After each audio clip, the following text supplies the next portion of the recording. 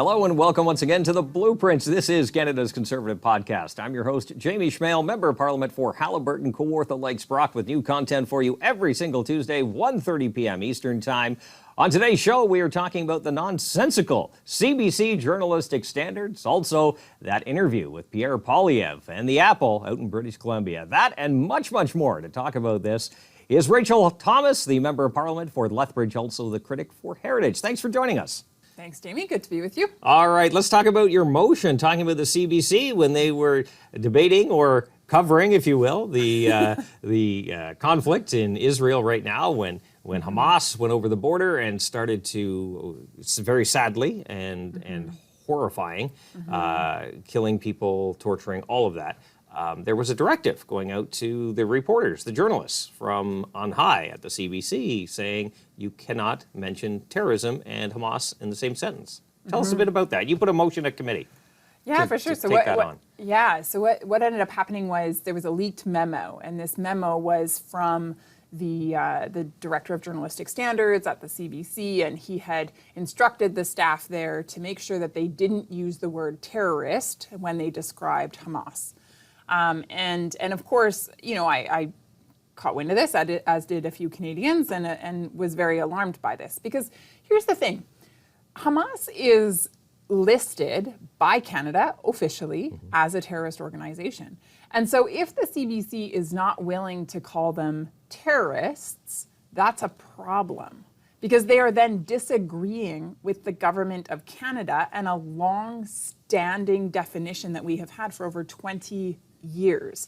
And again, that's official. It's not something up for debate. It's not a matter of opinion. It's determined. When the CBC was called to task on this, they said, well, the reason why this is their journalistic standard is because they don't want to take sides. And to call Hamas terrorists would be to take sides. For me, this raises the question, if you're not on the side of the innocent and against terrorists, whose side are you on? And how problematic is that then for a public broadcaster to find themselves on that other side? I mean, by failing to declare that Hamas is in fact a terrorist organization, is to automatically then side with them. And that's a problem. When we're watching as Hamas entered into Gaza and took out 1,400 people in an evening, they took women and they raped them and murdered them and paraded their naked bodies through the streets. They took 40 babies and beheaded them. Yeah. I mean, we're talking about a massive massacre. Yeah. And you're not willing to call those acts terrorism? You're not going to call that group who committed those acts of violence terrorists? Honestly, I don't even have words for that. Like, I just was so shocked, as were many Canadians, and I think very alarmed to know that Canadian dollars, taxpayer dollars, are paying for that type of lopsided news coverage, for that type of direction to be given to those who work at the CBC. I think Canadians deserve a whole lot better. So all that to say, you know, as the critic for Heritage, as the shadow minister, I brought forward a motion at the committee along with Melissa Landsman. She officially moved it, and together we contended for a study having to do with the CBC and their journalistic standards and whether or not they were appropriate. Unfortunately, you know, at the end of the day, the Liberals voted to suspend it, which means effectively they're killing debate. And so they're not wanting to have the conversation. They're not wanting to look into this issue with regard to the CBC and the journalistic standards that exist there. Yeah, to that point, like journalism is, the trust in journalism, unfortunately, is at a pretty historic low. I'm a former journalist, you know, I admit that.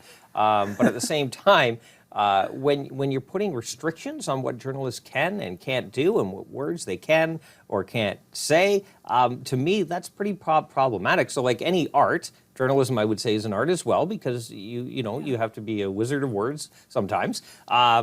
at that point, you really narrow down, but also put that kind of thought in the journalist's head about how their coverage could be measured, I guess. If, you can't put those guidelines on.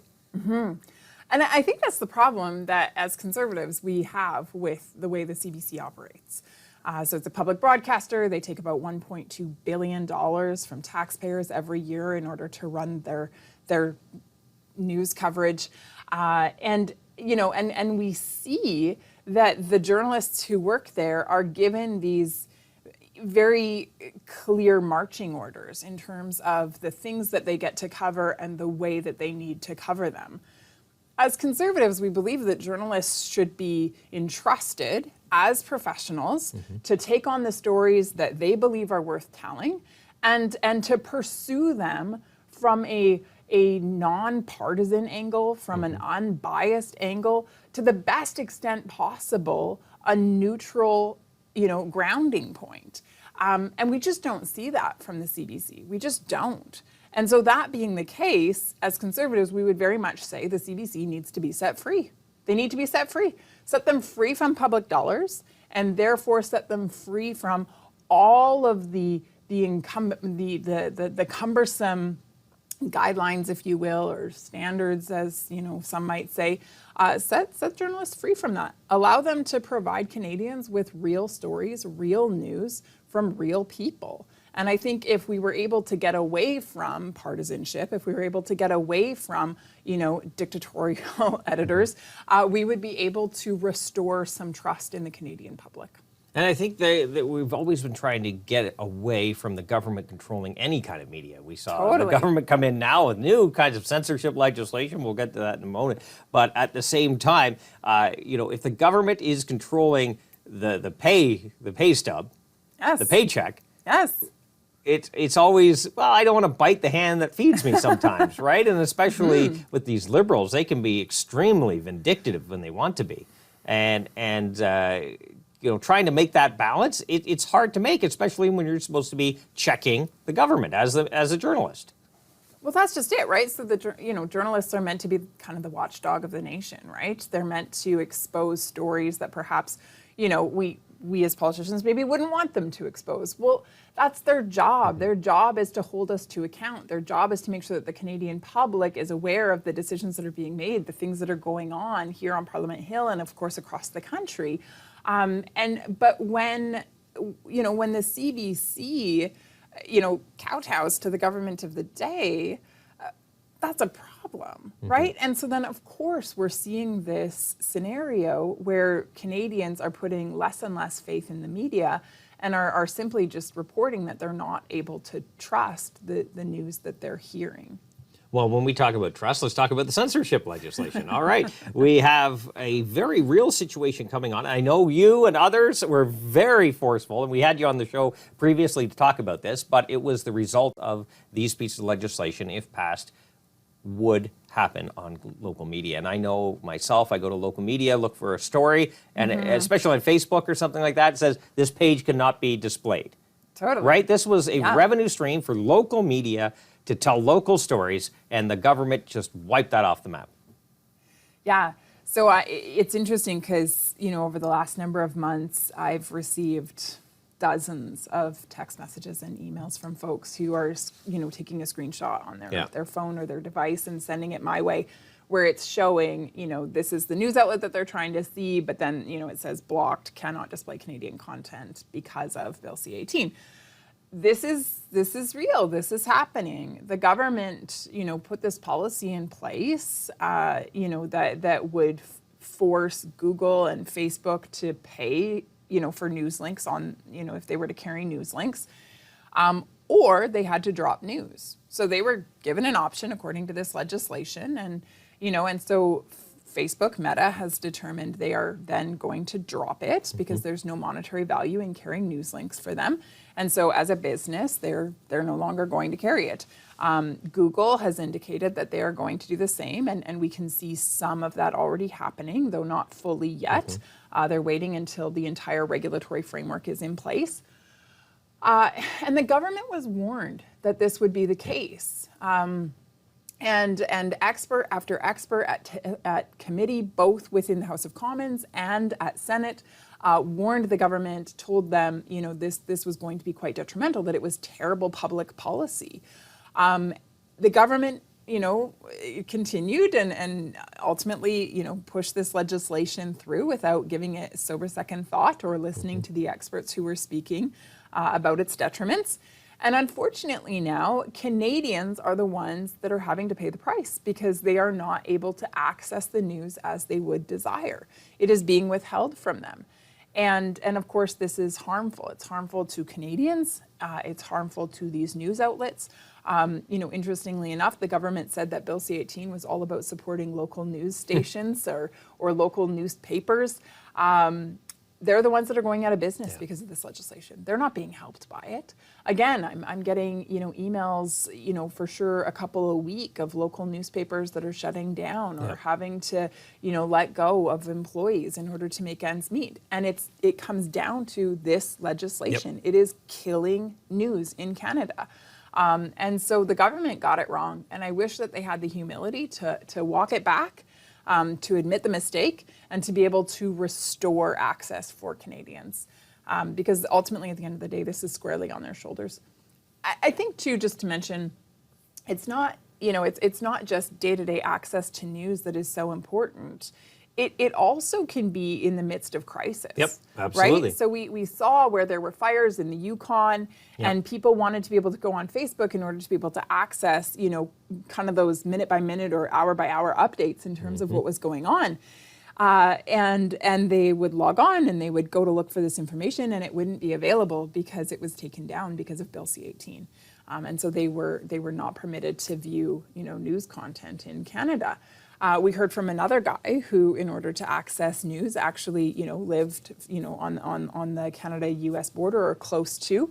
And so in order to access Canadian news, drove across the border, went to the United States, and then accessed from there. So it's these types of, scenarios, I think, that are really frustrating to Canadians and even harmful to them. Which again, I would urge the government to walk back this terrible legislation. Well, former Heritage Minister Pablo Rodriguez, he is something else. I got to tell you, that guy is something else, and it amazes me that he, when asked tough questions, it would give him no physical discomfort to act like he's surprised by what we bring forward, right? This is what's going to happen, Minister. What? I've never heard that before. Like, it was seamless on how he reacts to those questions. Like, no discomfort whatsoever. And you really have to dig that shovel in deep to be able to come up with a path that he believes nothing is going to happen and there's no side effects to this legislation. Yeah, it's interesting, right? I think, one of the things that Pablo is known for is for being able to smoothly talk about, pretty much anything and nothing all at the same time. He's a master at that. My goodness. Right? And so he does. So he's said all sorts of things along this journey. Some of them contradictory in nature, other things that just simply don't make sense. And then some things that are just outright lies. They're just not true.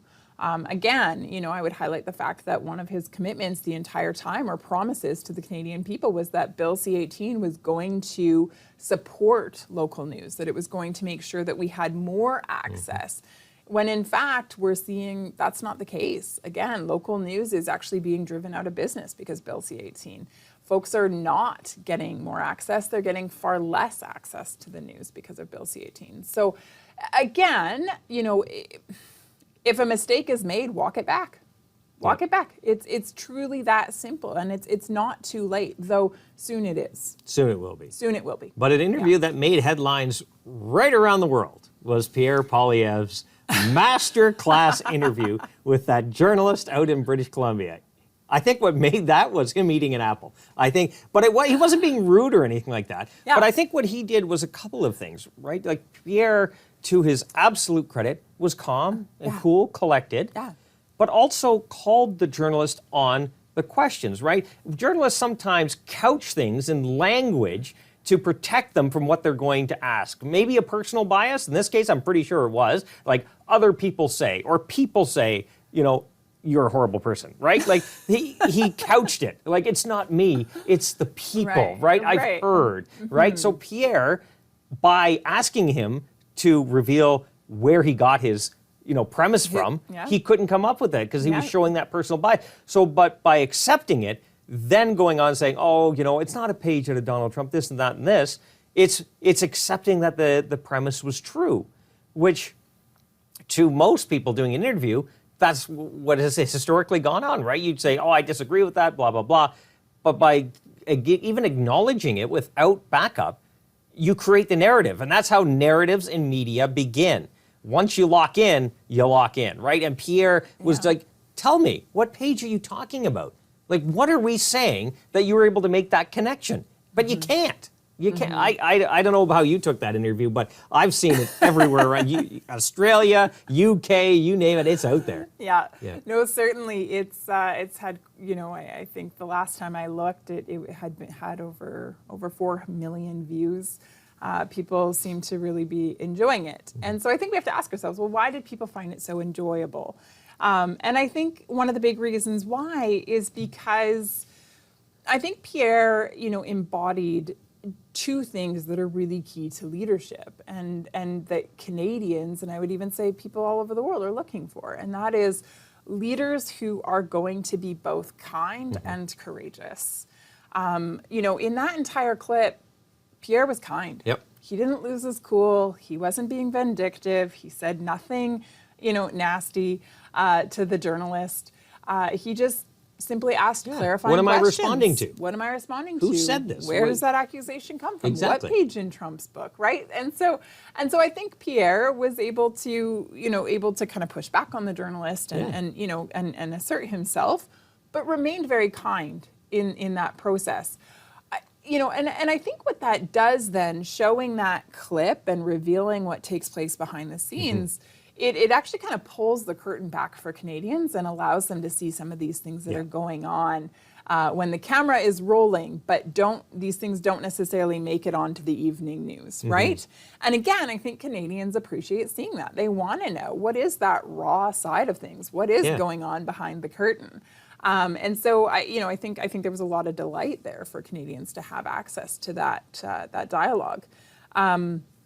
And of course, as you mentioned, not just Canadians, but even people all over the world. But I think you're just to point out as well, there's been a number of studies done with regards to trust in journalism as well as trust in leaders, and we know that it's at an all-time low.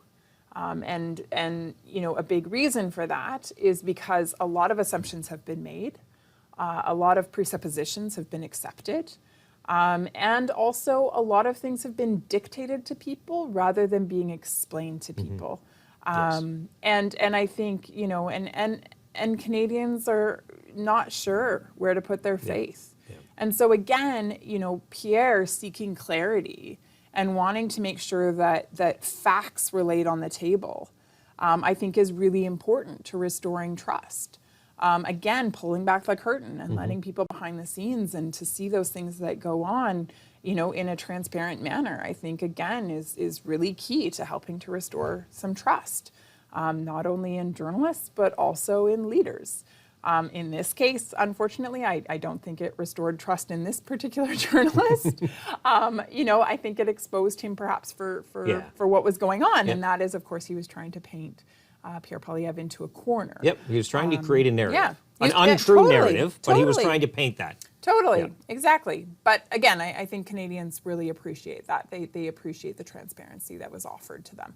And again, I think that they really appreciate Pierre's leadership and the fact that he was able to remain both kind, but also courageous. Yeah, I think so too, absolutely. I think we need like a basket of apples somewhere on the set. I think maybe a centerpiece or even behind. Totally, where is our apple? We need some apples, just to say, a tree. Well Why done. don't you just grow a whole tree? I think I should. All right, we're out of time. We got to get to question period. Your final thoughts, closing thoughts. Yeah, Jamie, you know what? I think more than anything, the conversation today, of course, has revolved around the media and both Canadians' access to it and the trust that we should be putting into it. I think as Conservatives, we're certainly, we place great value in news being available to Canadians. We want to make sure that journalists are set free to tell the stories that need to be told from an unbiased angle.